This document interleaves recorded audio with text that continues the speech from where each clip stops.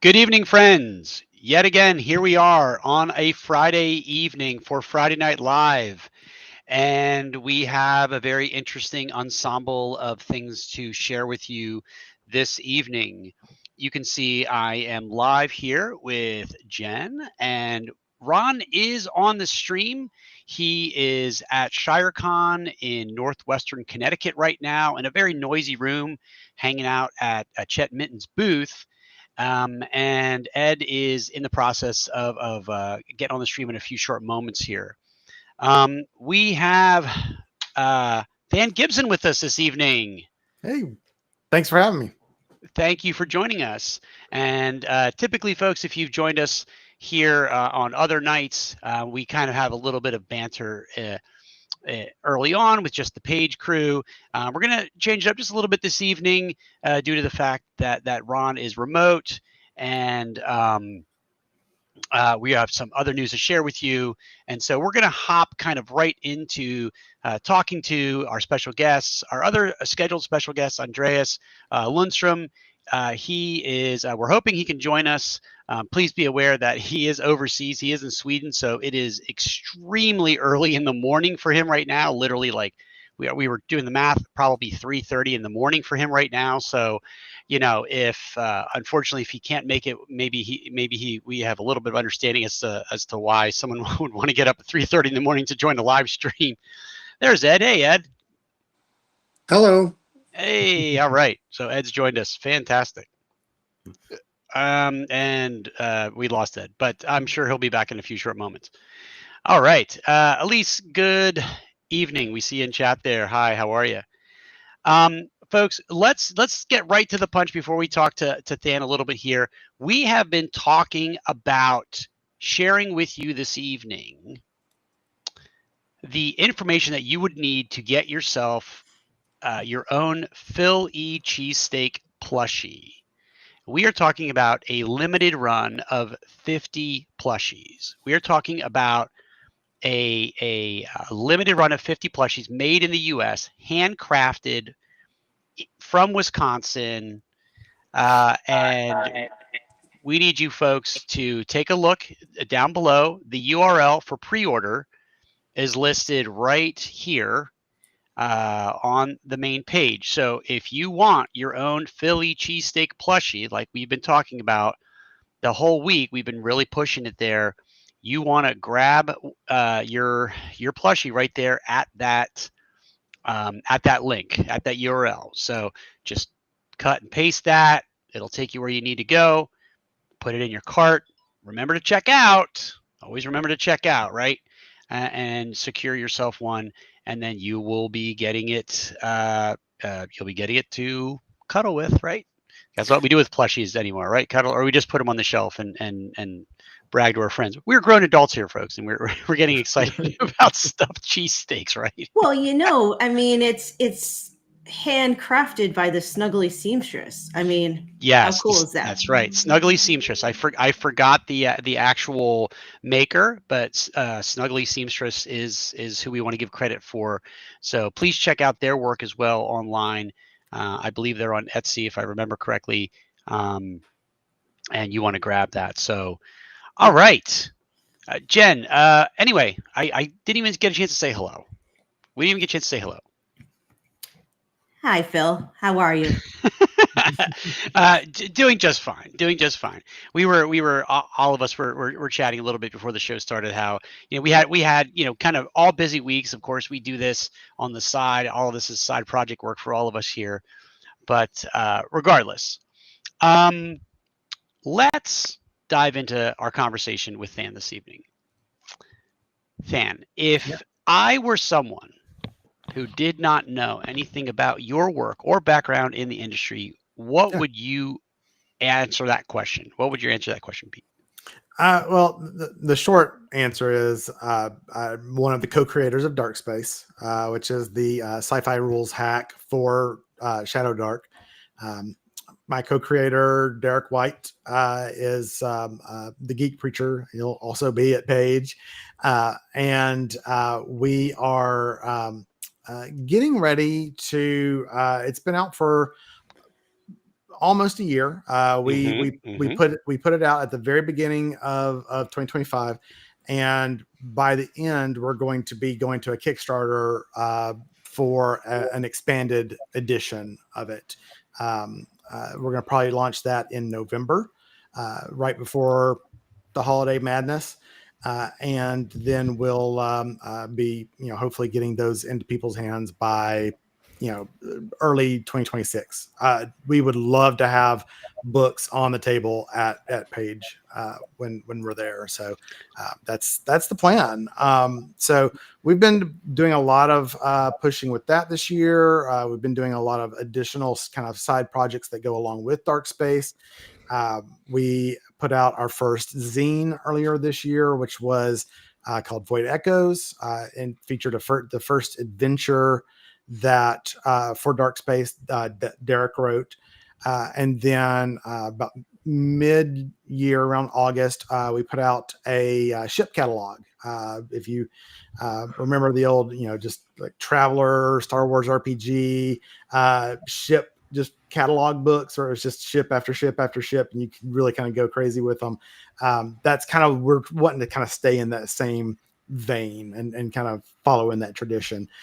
So we put that out, and then just last week we put out, you can now go purchase this for PDF on DriveThruRPG, Xeno Salvage. Xeno Salvage is a co-production with Menagerie Press. This was a project that they had going for a while, and then we kind of stepped in to kind of help get it over the finish line and get it. It was always going to be compatible with Shadow Dark. We just kind of brought it under the full Dark Space umbrella as well. Xeno Salvage is kind of the first official campaign setting. Derek and I both worked on it, so we can say that this is something that the Dark Space creators put out. It is a the elevator pitch for it is okay. The alien invasion is over. Now what?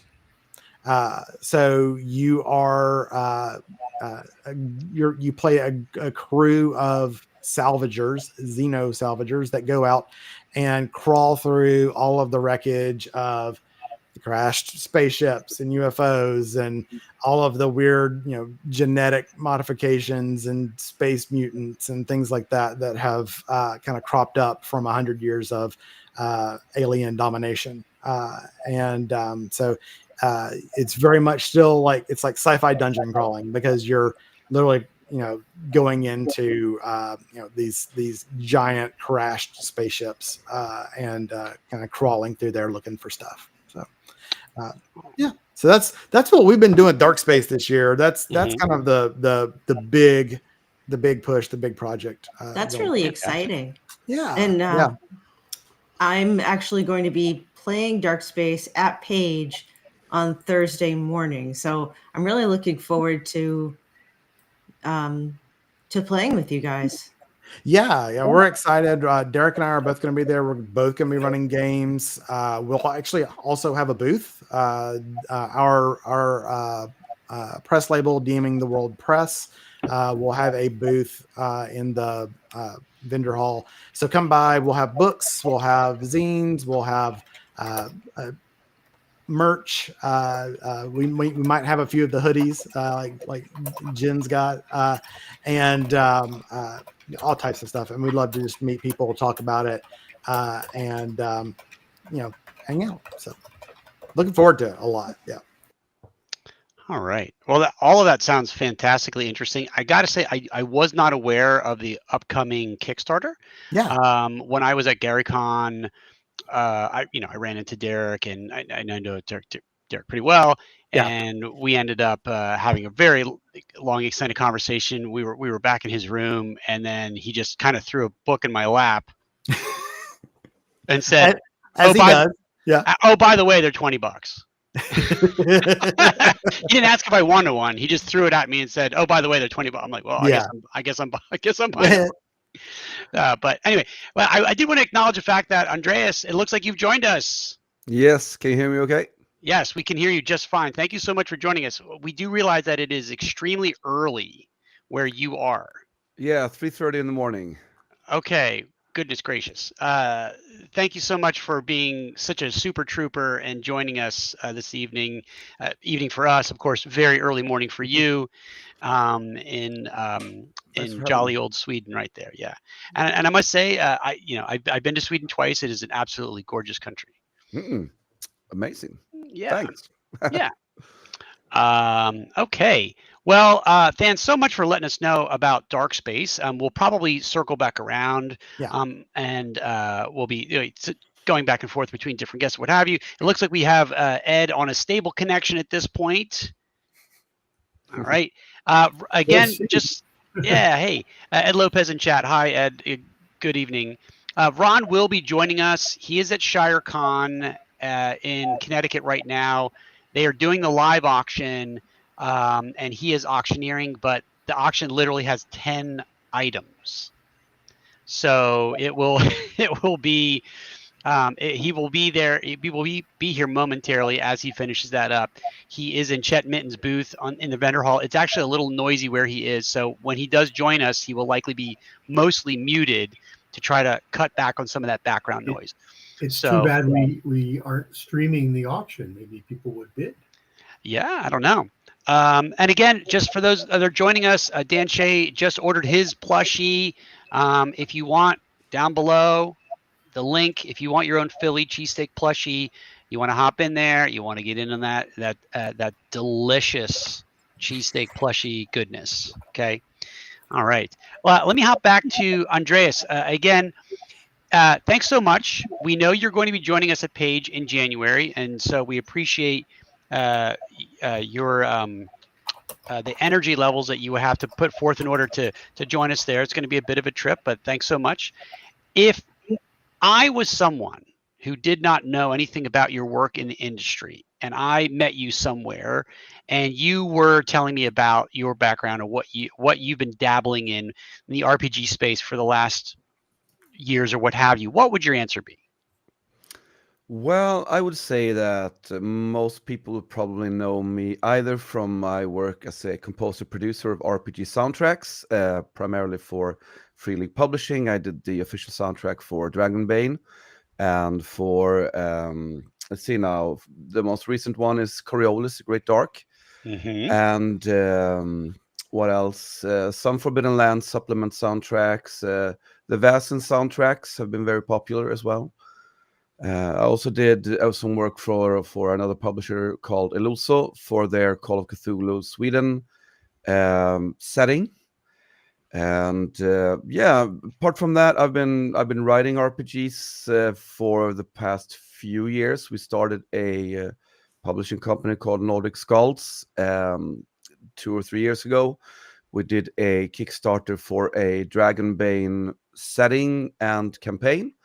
The setting is called Windheim. It's a faraway colonized island, and it's right now it's the biggest setting available at all for Dragonbane in English, because the official game doesn't really have a setting per se. They have the Misty Vale, which is basically a valley which you can walk across in like 2 or 3 days. So that's not, I mean, so it's an amazing setting, but it's not just very big. And for me, since Dragonbane is the first time the Swedish game Drakar och Demoner has come to the English audience, for me, the old Drakar och Demoner, which translates to Dragons and Demons, for me, that game needs a big setting. So we decided to create one. And then we also wrote a campaign for it, which is called Horn of the Dawn, which isn't as funny for Americans as it is for British people,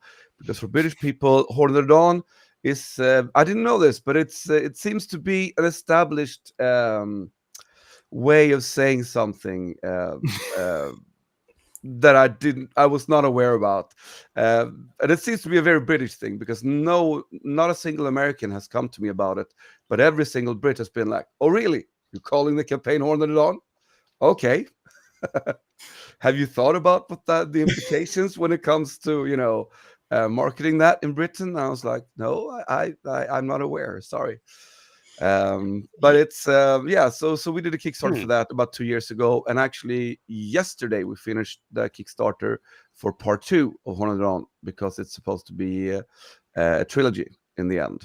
So I have a bit of what do you call it, like Kickstarter hangover. Yes, I can completely understand. Anyone that I've known that has done a crowdfunding will tell you the same thing. And where the lead up to the campaign, there's a lot of energy, a lot of planning, a lot of anxiety, a lot of stress. You know, is this going to fail? Did I do the right thing? Did I forget something? And then during the campaign, whether it's a traditional 30-day campaign, energy levels go up, go down, go up, go down. And then, of course, yay, we hit our funding goal and the confetti flies down, and then the work starts. Because now you have to start working on, hopefully most of it's been written already, but if not, you got to start that. And then the fulfillment component is exhausting. Yeah, I mean, we've this is our, I don't know, 6th, 7th Kickstarter, I think. Okay, so you're experienced. Yeah, we've done a few, and like for the Windham books, we've actually been working in the way that Kickstarter was like initially intended, in the way that we seek support to be able to create a great product. So for the Windham books, they're like hardcover, they're about 120 pages. And it's in both Swedish and English, so it's a lot of work. So we're seeking support to be able to create it. So the books are not finished.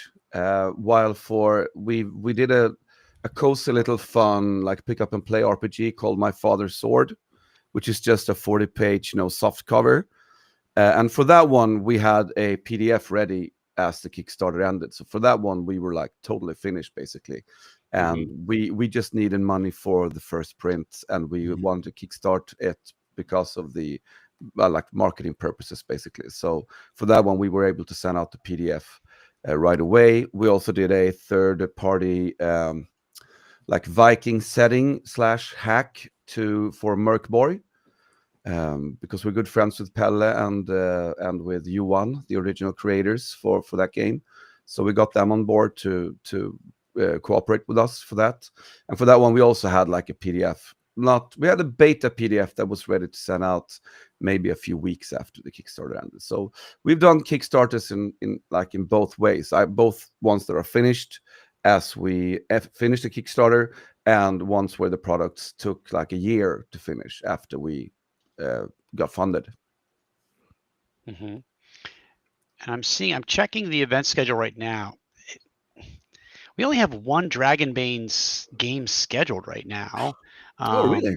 Yes. Actually, our friend Matt Elias, he lives actually extremely geographically close to the convention center, and he likes to challenge himself and GM a lot of different games. But I was just looking. The Smoking Cavern is the game that he has scheduled in Dragonbane, which may be his own.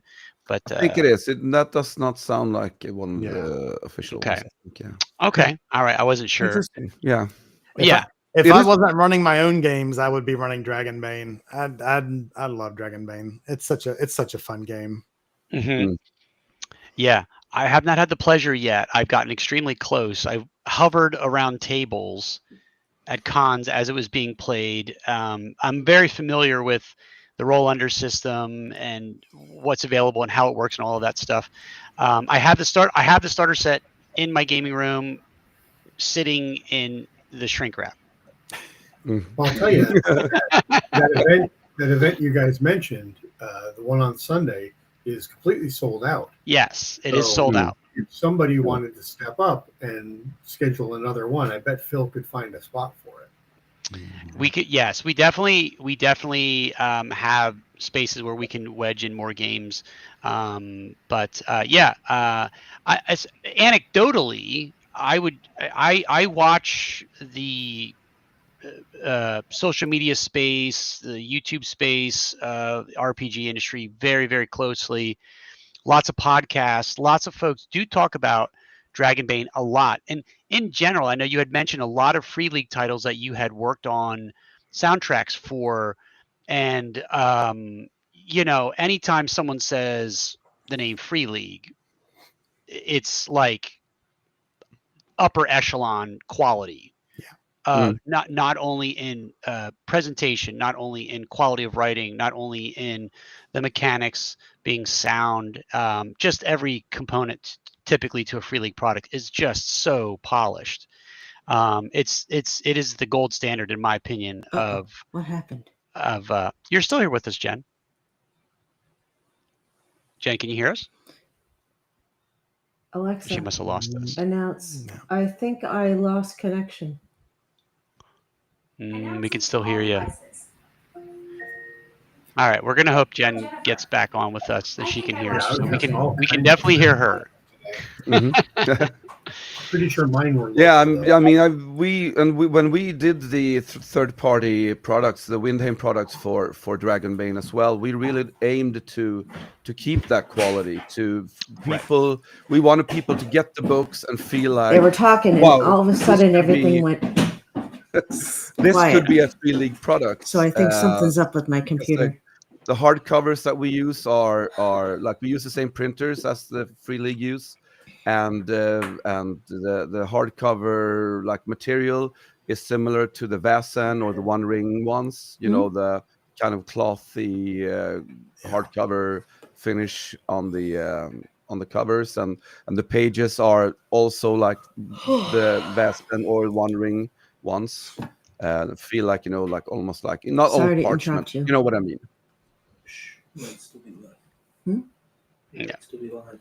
We can hear and see you. Okay, you're good. Okay. Yeah. Jen, can you hear us? I've been sending her some messages. Yes, we're trying to send Jen some messages. If she lost connection, she might not see the chat either. Yeah, right. Okay, and she's asking for some help from her husband, but all right, we'll do our best with what we have. Voiceover off.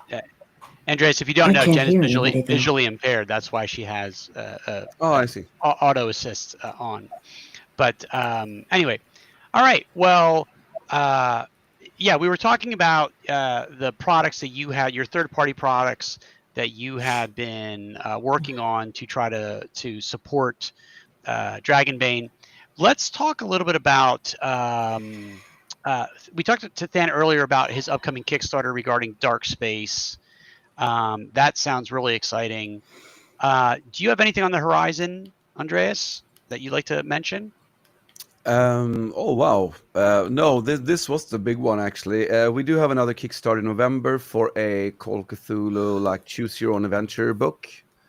Under the because it's public domain, so we've decided to do like a Choose Your Own Adventure Call of Cthulhu book. But we're not calling it Call of Cthulhu, so it's not to be like so people won't think it's a Chaosium thing.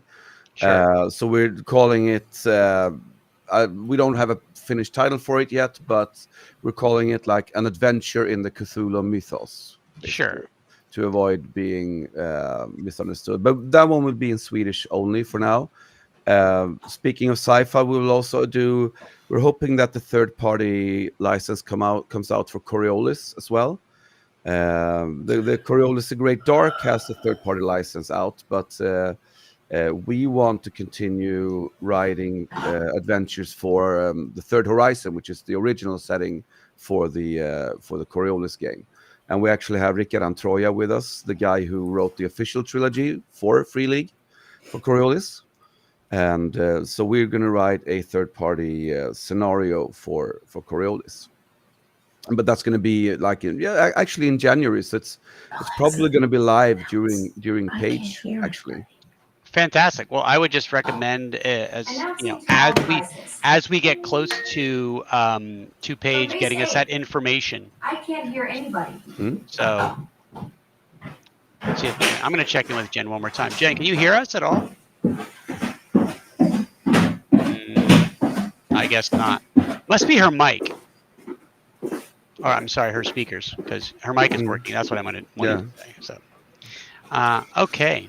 Yeah, so that's the only thing we really have on the horizon. I sorry, I just also forgot to mention I'm like a jack of all trades, master of none. So I have 1,000 things going, but I do also have an actual play podcast, which is called Okay. Sweden Rolls, where we play primarily Swedish game that are published in English. So a lot of free league games, also some, Cult Divinity Lost by Helmgast, Troubleshooters by Helmgast, and yeah, mostly those games. Yeah, but we Okay. did also we played through Baldur's Gate 1, the old computer game that's like 25 years old. We played Fantastic. that as a 5e TTRPG adventure. So we had one of all the players are actors, and I'm the GM. So all the actors actually played an NPC each. So we had Minsk, we had someone playing Jahira, Khalid, and Imoen, and then we had one player who did like the player one, like the Gorian's Ward role. And we played through the first game, and we're currently like pre-planning playing through Baldur's Gate 2 as well. Mm-hmm. I gotta say, I was a huge Baldur's Gate 1 and 2 fan. And when Baldur's Gate 1 came out, I was living in the UK. And I had sort of like lost, I was not currently playing RPGs at that point, and I was going to grad school at the University of Sheffield. And my roommate and I went to a computer shop, and I saw Baldur's Gate sitting there, and I said, "Oh, I don't even know what this is. It looks like it just came out." And wow, was I just blown away as to how good that game was. Yeah. It Just really set a new standard for games like back then, I feel. just an amazing game. Just Baldur's Gate 1 and 2 was great as well. I would be really curious. Of course, we won't know, right? But when Baldur's Gate 3 came out and had the unimaginable success that it's had over the last 2 years, how many people were curious enough to go back to revisit 1 and 2? Because if they thought 3 blew their socks off, what was 1 and 2 like? Of course, they're dated. They're 25 years old, right? 25 years plus. But I still feel that the story of those games holds up. The writing holds up. Oh yeah, definitely. Yeah. Yeah, I mean, yeah, as much as Baldur's Gate 3 was a huge success now, I think Baldur's Gate 1 was maybe, of course, everything wasn't as globally back then. Like, online communities weren't, they had started to become a thing, but they weren't in everyone's lives. They weren't in everyone's pocket, like 24/7. So It was more difficult to have a global phenomenon where communities found each other and stuff like that. But I feel like Baldur's Gate 1 had almost the same impact as Baldur's Gate 3 had recently. Don't you agree? Yeah, I think so. Because it kind of kicked off a whole string of games that were similar, right? Like the Baldur's Gates were great. Yeah, of course. Then you had Icewind Dale. I really liked Planescape Torment. Like, fantastic game. That one really was kind of just so different at the time. I mean, I'd picked up Planescape and kind of looked at it and kind of understood what was going on, but like actually playing through it and like the way that story is crafted, there's just nothing like it. So I mean, and I don't, and that wouldn't have ever happened if Baldur's Gate 1 hadn't been a success. So I think absolutely. Yeah. One of the things that was fascinating about the original Baldur's Gate was I was working at TSR and then Wizards at the time, and while Baldur's Gate was in development, we only had a little bit of contact with the developers by way of everything. But as we started moving into third edition and everything, we got more and more involved. And like there became a time when Bill Slavisek, who was then the VP of RPG R&D, Stacy Longstreet, who was one of our art directors, we would actually fly out to the various companies. We'd go out to Edmonton to work with BioWare. We'd go to Boston to work with Turbine. We'd go out to England to work on with the guys who were working on the PSP game, all that other stuff. And it became more and more integrated. And it was very interesting because a lot of times we had to, in the past, we'd had a lot of problems with people just wanting to do a game and throw the D&D logo on it. But at that time, we started getting more developers who actually wanted to emulate the tabletop game that they loved. And in sometimes, especially like back with the D&D Online, we had to tell them, no, it's okay to modify the rules to suit the electronic market, because not everything works the same. I mean, it's not fun to have a wizard who can only cast one spell and then they're done for the day, sort of thing. So it was really interesting coordinating with people in those early days, especially, as you say, while the internet existed, it was not a big World Wide Web thing. You were using chat boards and you were using like CompuServe stuff, things like that. So it was harder to get direct contact with the fans on some of this stuff. But and also in a way, it was sometimes easier because you were kind of expected to complete a game before you released it, as opposed to patching and patching and patching. That's really interesting, Ed, because I've never heard your perspective on that, and of course we've chatted many times. And I don't know if I've mentioned, when Dungeons and Dragons Online came out in 2006, I played the hell out of that for 4 straight years. From 2006 to 2010 was like that was before my daughter was born, so I had time. As that was being worked on, I was flying out to Boston about once a month for a couple of days just to talk to them, do updates, work with them, stuff. Oh man, it was a great. It's still online, by the way. If you don't know, it's not only is it still online, it's still being updated regularly by the current publisher. It's like a forgotten component to the hobby. Dungeons and Dragons Online is still a thing. But anyway, that years of my life was spent playing that with my friends online. It's fantastic. So anyway, so let's talk a little bit about. Oh, there we go. Right there. Right there. He has it. Hold on a second. Oh, this isn't the one I have. One signed by all when you still had to buy it and install it. Right here. I have it sitting right here. I had no idea we were going to talk about it. I still have it sitting right here. Yeah, I had one of these that was signed by all the developers, but I think I put it someplace special. Yeah. Wow, that's cool.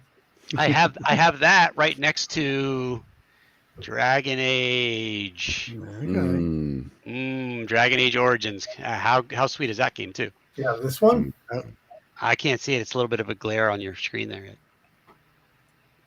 Heroes something. I don't know. It's Dungeons and Dragons Heroes. I'm not familiar with that game. It's very similar to Gauntlet, but it's D&D. Elf needs food. But anyway, let's talk a little bit about the two of you and your involvement with Page 3 coming up in January, of course. What plans we have for you guys. Than, so what is your schedule looking like for Page? Yet? Yeah, I've got my games submitted. I've got one basically every day. And then I'll be working at our booth most of the rest of the time. So that'll be easy for folks to come by and say hi. My games that I run at conventions are very emergent play. Okay. So Derek will be running if you've gotten Dark Space and you've picked up our first zine. He'll be, I think, doing Voideka. The first Voideka's adventure, Root of the Problem, and then we've got a second one that's going to come out probably next year with Zine Quest again. So he'll be running like traditional, like our pre-written adventures. Kind of what I do is to kind of show off the system more and the flexibility that comes with using the Shadow Dark system, ergo the Dark Space system. We build the adventure on the spot. Everybody will have pre-generated characters, come sit down, and then we'll start rolling up on our random generator tables. We did this at GaryCon and had an absolute blast. Did it again at Origins. Had a great time with that as well. When you're looking at it, it's at first seems daunting, but I promise every time a group sits down, the story's different. Everybody's invested in it because they've got a say in it. And because of the kind of lightweight nature of Shadow Dark, it moves fast. We can usually get a couple of combats in, which with convention games, sometimes that's hard. Because depending on the system, it might take most of the time to get one in. So, but just a couple of examples. What happened at GaryCon? We rolled up a job. So in Dark Space, we've got a job generator table that is basically you kind of go down the line. It's who's your employer, what kind of mission is it, what does it involve? Is it and there's two columns for that. It's like a politician and weapons or something like that, right? Kind of gives you just your basics, right? So we had with this one we rolled up an adventure, a mission. They were set to go on it, and their first time taking their ship out, the guy doing the astrogation critically failed on that check. And so he had to roll on the astrogation mishaps table with disadvantage, and ended up crashing the ship.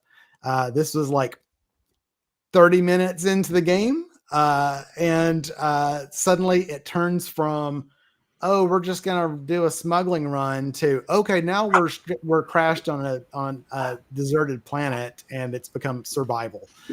So you can really go that's kind of the fun swings with the way that you do emergent play, is that the dice are sometimes going to tell the story and you're just along for the ride. So it's a lot of fun. It's we always have a great time.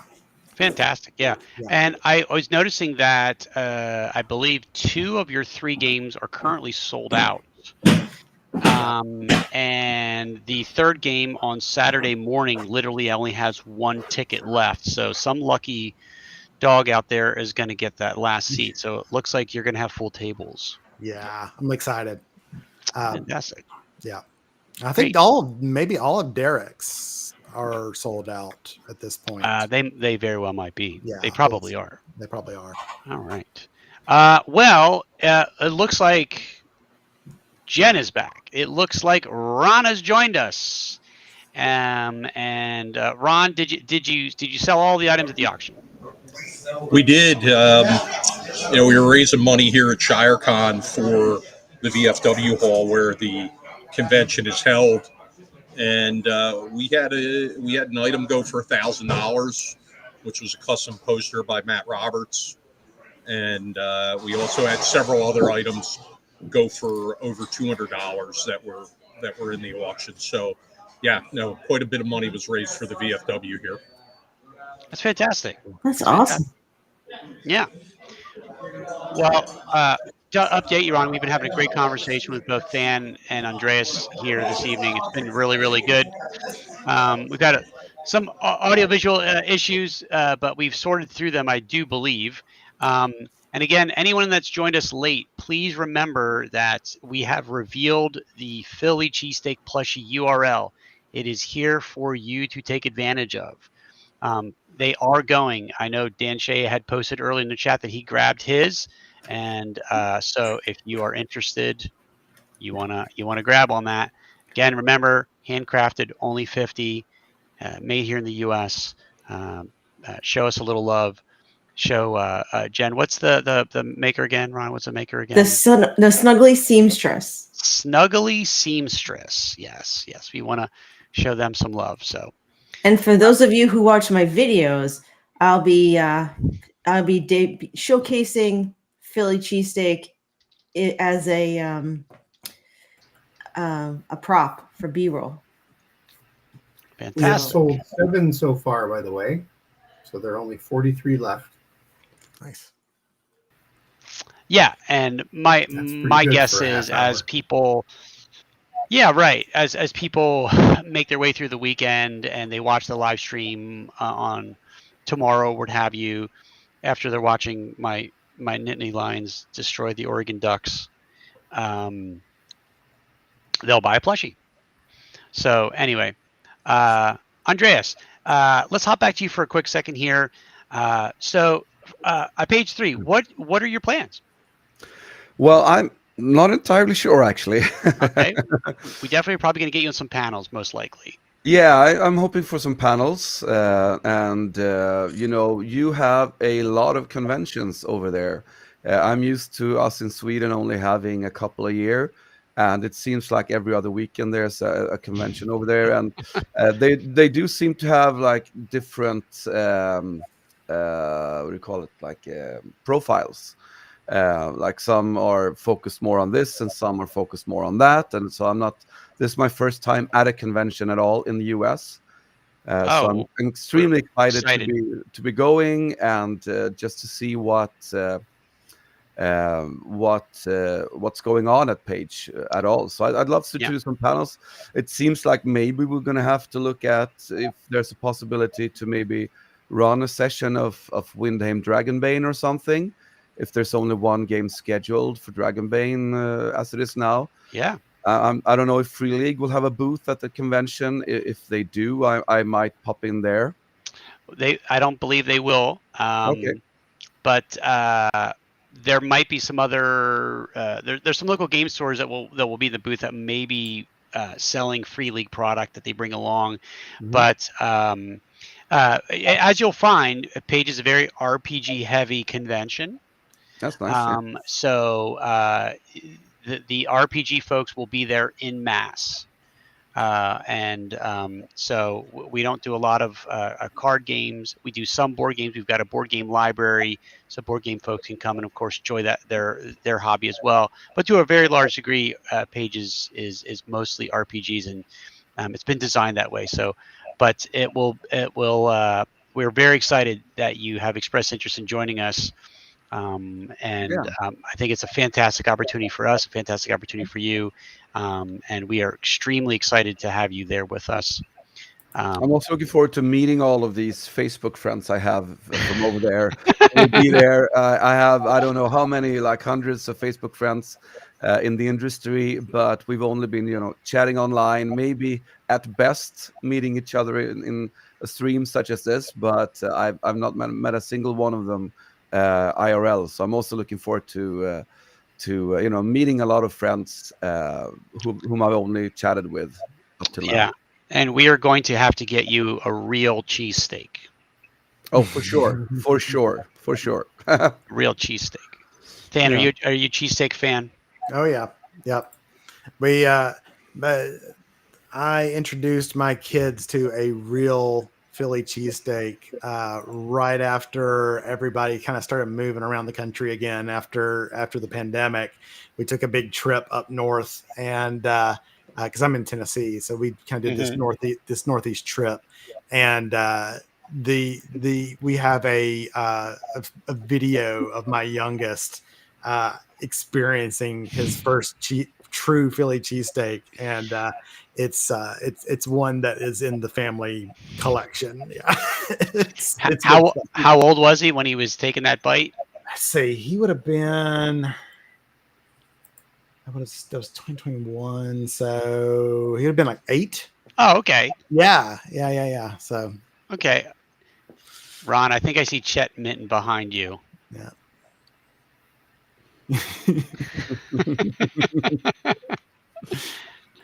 You're muted, Ron. There he is. There's Chet. Look, there's Chet. Chet. Hi, Chet. So we have somebody on Andreas Lundstrom from Sweden. Yes. Perhaps Andreas, if we have levels of artists here. We have tiers, and Chet falls in the third tier. Okay.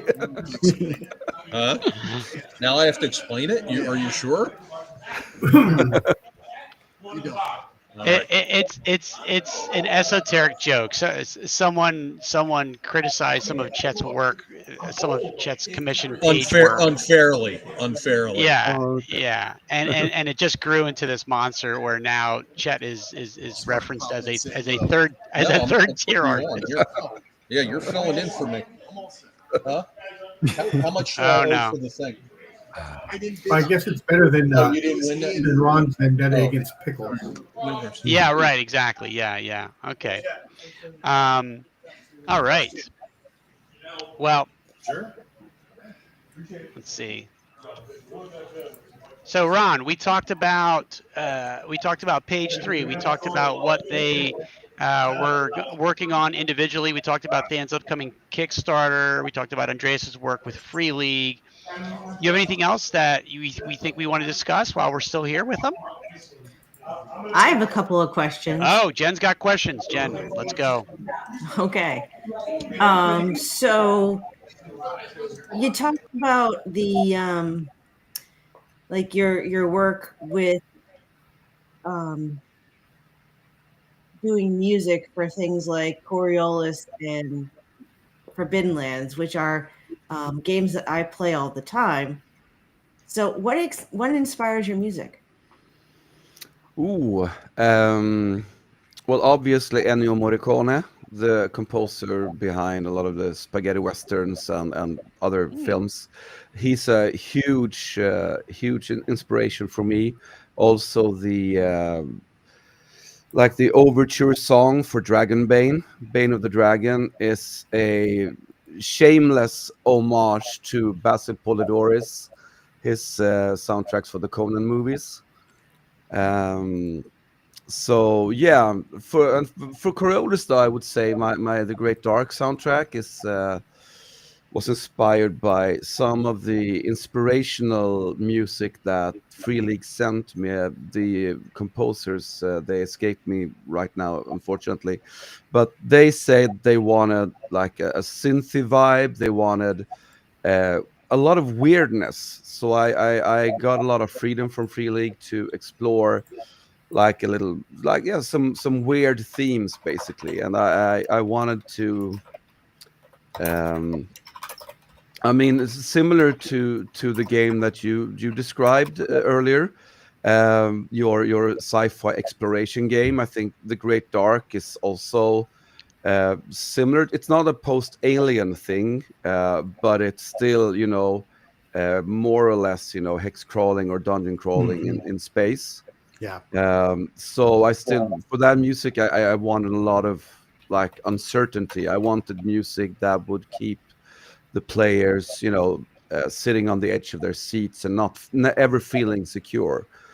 And for all of my music, it's important for me that the music never takes over. The music should be very ambient. It's not music that's supposed to be, just listened to for fun. It's always music that's supposed to be usable at the table. It's very important that the music just amplifies the emotion that the GM wants to the players to be feeling. It should never be, it should never take too much focus. That's important for me with RPG music, that it's not too in your face. It's just simmering in the background, very, very, low. I like to joke around a lot on the program. And I had all these like ABBA jokes ready to go. But after hearing that detailed description of the thought and the emotion that you put into the music, I just don't feel right bringing up ABBA. I can't do it. I mean, but Yeah, you hit the nail. You hit the nail on the head there. It's when we hear that kind of thoughtfulness, from somebody in the RPG industry, a creator, it's so exciting to hear that kind of feeling behind work that creators are putting in. So thank you for that detailed description. Now, getting back to Free League, we've been dealing with the U.S. side, but now that we know you, can you help us get Free League in the page 4? You want me to talk to them to ask them to be present on the convention? We would like that, and Yeah. we'll work with them to get that done and to make it comfortable for them. We'll give them a large space, and if they want to run games, they can run games in the space or whatever they want to do and sell from there. But I'm personally a big fan of the Free League products myself, so we would like that. So yeah, if you could put in a good word, but come to the convention first, and make sure that we're up to snuff before you put yourself on the line. But I'm on a very friendly basis with the people of Free League. We live in the same city, and they've been very friendly to me ever since I started the podcast. Because my podcast was actually my first what do you call it, like claim to fame. Sounds ridiculous, but it kind of describes it, because we well, you are in the EN World Hall of Fame, so yes, that was your claim to fame. So yeah, exactly. So we got great support from them when we started out with Sweden Rolls playing Forbidden Lands. I actually got the core box before some of the Free League people even did. I got one of the, I think, 2 or 3 test print copies that they got to the office. And so I got to bring that home, and of course I had to brag about it online, and everyone was like, "Why are the books out? How did you get them so early?" And I was like, no, we're starting a podcast. These are just test prints. The games are going to be another half a year or something. It was like me having to hide my Asika Switch hardcover for the last 4 months. Not let anybody see it when they come in the house. No, thank you for that. We would appreciate that. And I'm good friends with them, and I'm also good friends with a couple of the people who run a lot of the conventions for them in the US, Jonathan Muir and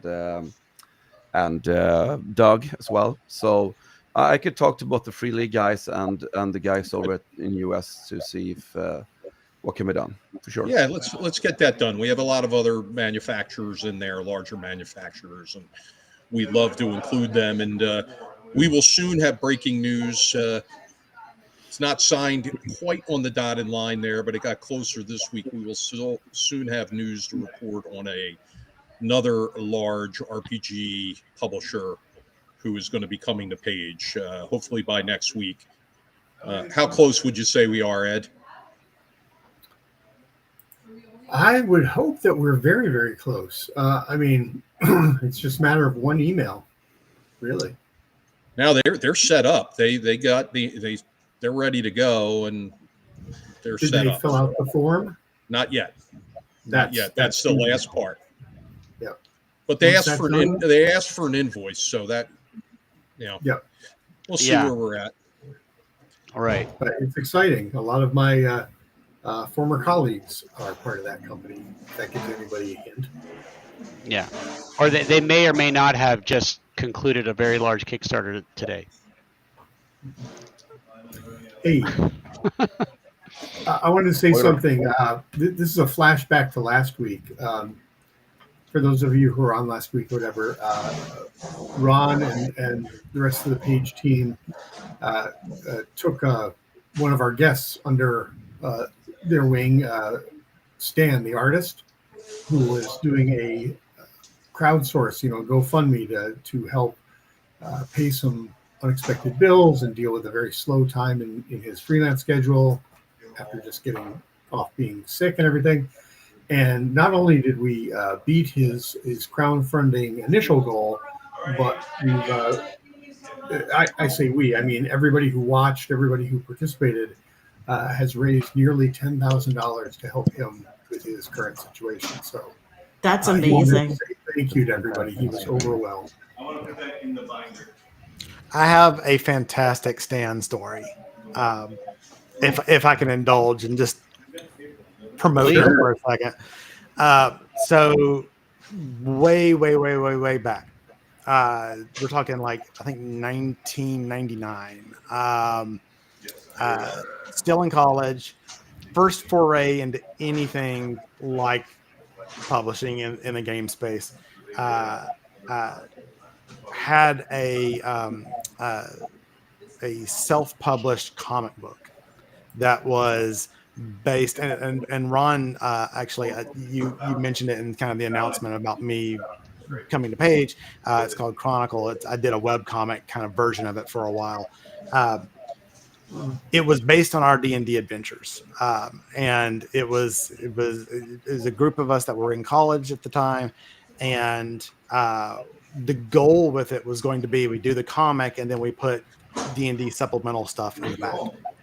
This was pre OGL, D20 license, anything like that. So it was kind of like, ooh, what can we get away with, right?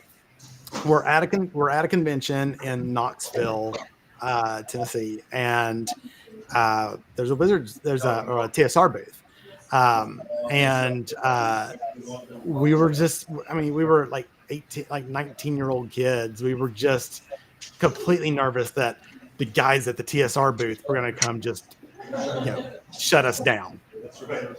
So went over and we brought a copy of the book of our first issue over, and Stan was working the booth at the time.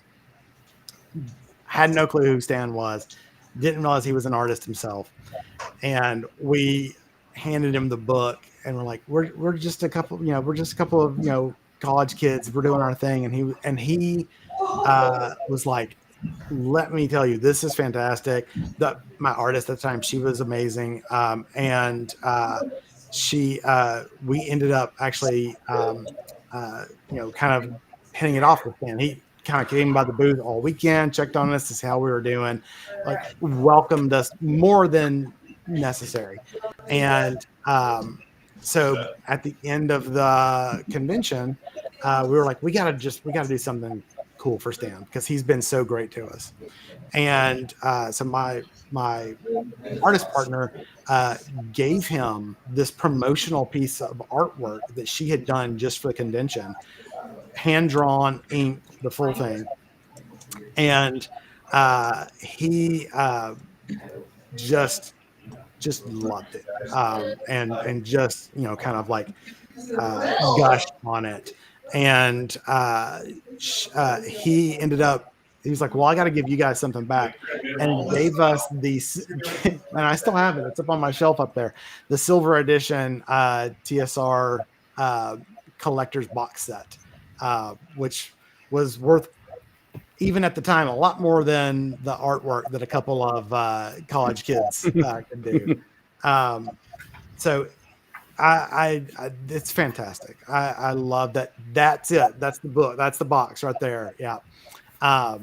And it is a treasure in my house. It's come with me everywhere I've ever moved. And it's just this kind of reminder that we're all creators. We're all kind of just in our own ways, the small college kids doing their thing at different times. So having been out to visit old friends over July and visiting Stan in his apartment and seeing the somewhat chaotic nature of it, I would be willing to bet he still has the piece that you gave him. When the 20th, I kind of did this thing for like the 20th anniversary of the comic on the website a couple of years ago, and tagged him on it, and he was like, I'm pretty sure I still have that somewhere. which is awesome. Be back. I'm just gonna put my Great story. Thanks. And I love that you guys It's got a glare on it from the light. are but helping him out. Fantastic. Did it fit in nice now? yeah, she says it fits good. Okay, cool. So, do All you right. have a particular memory or like a favorite like setting piece you wrote?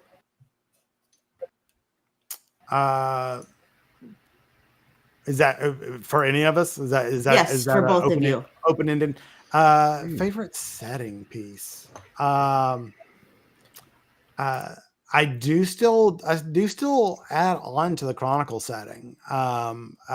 It's in its third, fourth edition revision. That's kind of just continued over the years. We've done it in second edition. We did it in third edition. We did it in fourth edition. We did it in fifth edition. We've done it in Shadow Dark.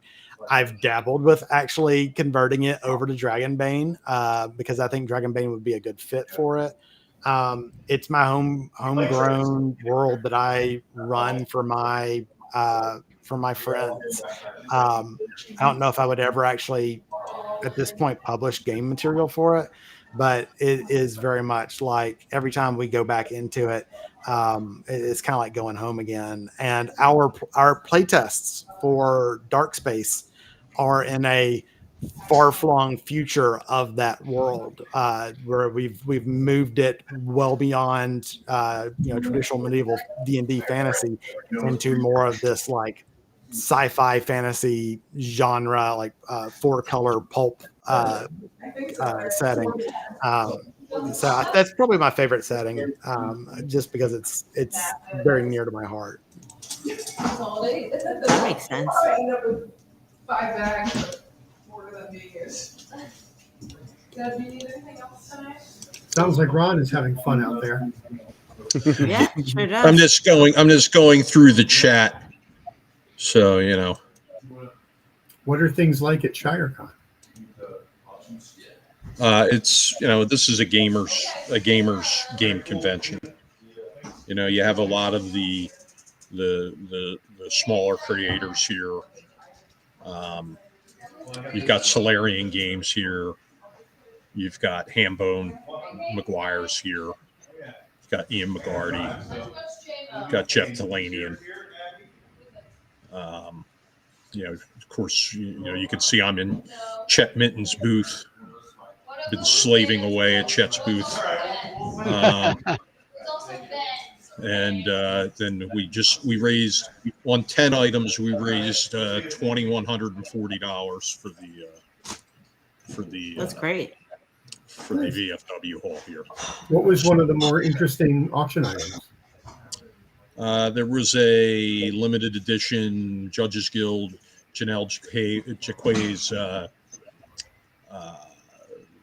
like box set, for lack of a better word, reprints of her art, reprints of her work for Judges Guild or her writing work, and including copies of notes and hand-drawn maps and things like that. So that was pretty nice. There was a poster from Matt Roberts that the special guest signed. There was a first printing Gods, Demigods, and Heroes, which Chet Minton got. He's very excited about that.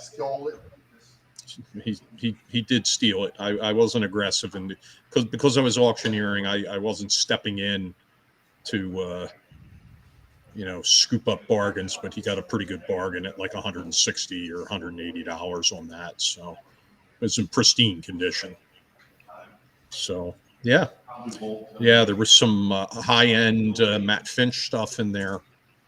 There was something from New TSR. I think it was called, what was it called? Dungeon Crawl, Chet?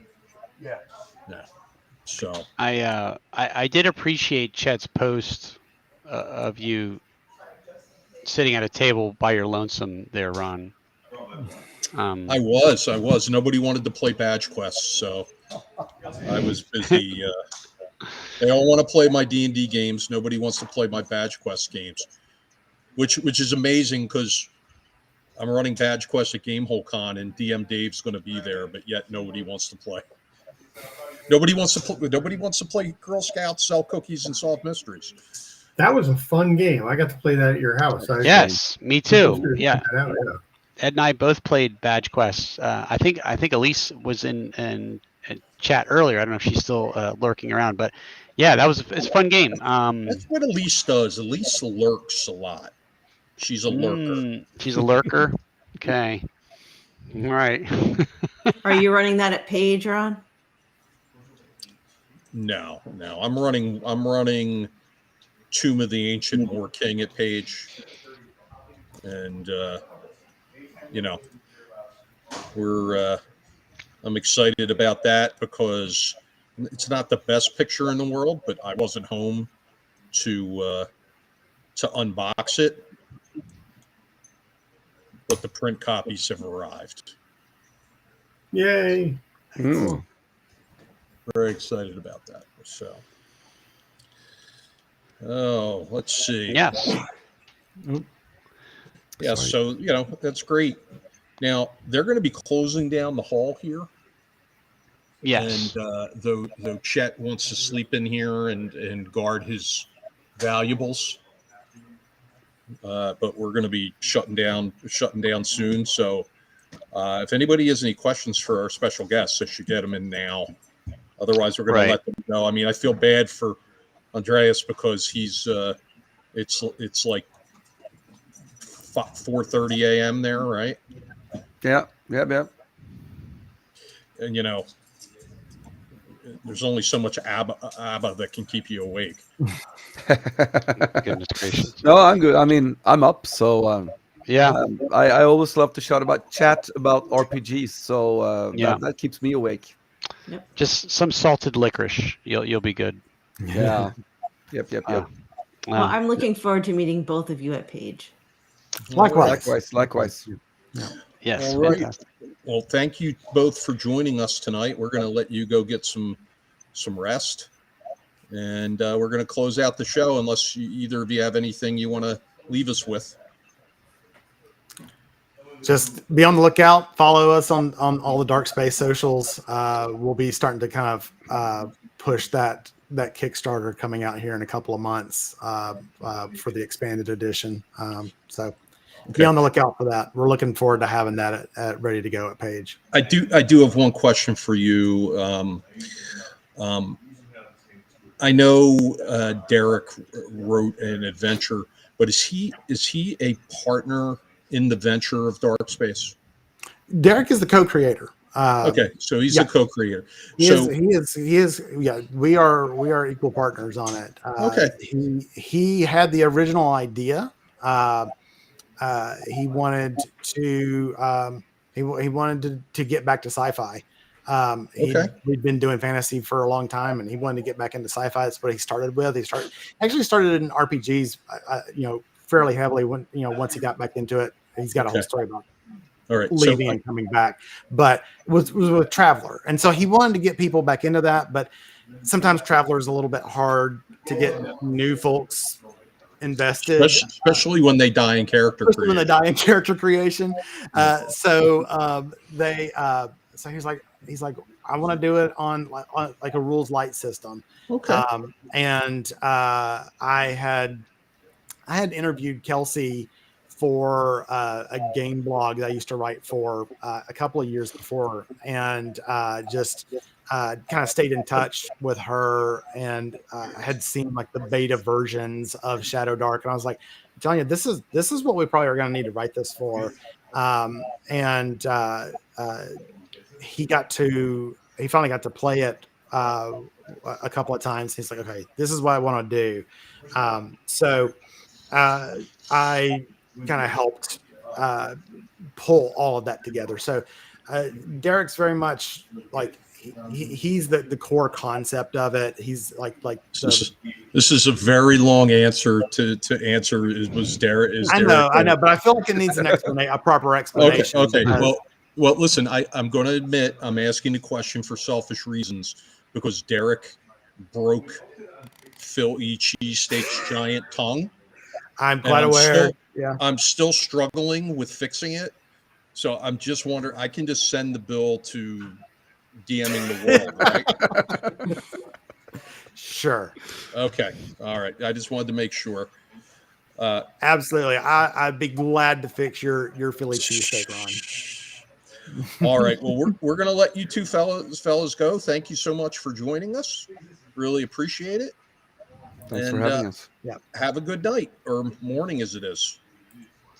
See ya. Thanks. Take care. Take care. Thanks so much. Thanks for joining Thank us. you. All right. Okay.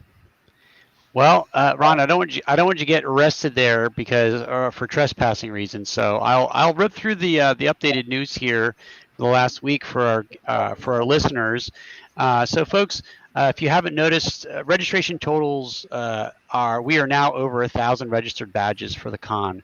So and we've been seeing brisk sales for not only badges but for tickets as well to events as we were anticipating as we move deeper into the fall. That's just going to pick up, and we're pretty excited about that. October 3rd is our last day for event submissions. That is coming up. Of course, today's the 26th, so we are still having games come in. At the last minute here, we are currently over 1,000 events scheduled, and so there's a lot of choice out there still for you to pick your games.